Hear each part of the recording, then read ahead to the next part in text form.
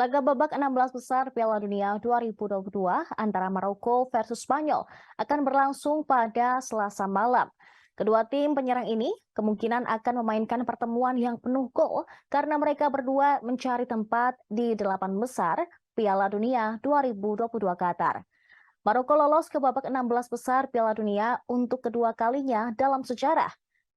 Sementara itu, Spanyol menghadapi Maroko pada Selasa sore di Stadion Education City pada babak 16 besar Piala Dunia dengan La Roja difavoritkan untuk lolos ke babak selanjutnya. Pasukan Luis Enrique lolos ke urutan kedua dari grup mereka, menyusul kekalahan 2-1 dari Jepang pada pertandingan terakhir. Sementara itu, Maroko adalah salah satu dari 3 tim yang meraih 7 poin. Achraf Hakimi diperkirakan akan fit meskipun mengalami beberapa masalah pergelangan kaki. Pemain seperti Ziyech, Sofian Amrabat,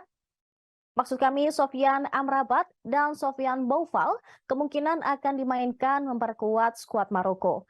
Adapun timnas Spanyol, Enrique tidak akan diperkuat oleh trio Dani Olmo, David Raya, dan Cesar Azpilicueta.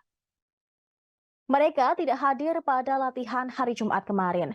Enrique tidak takut untuk menurunkan duo Nico Williams dan Alejandro Balde yang sedang naik daun melawan Jepang. Ferran Torres dan Jordi Alba akan berharap untuk kembali ke starting 11 untuk babak sistem gugur.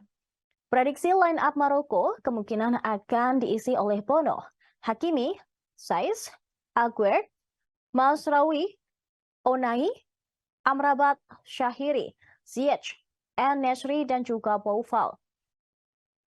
Sementara prediksi line up Spanyol kemungkinan juga akan diisi oleh pemain seperti Simon, Carvajal, Rodri, Laporte, Alba, Pedri, Busquets, Gavi, Torres, Morata, dan Olmo.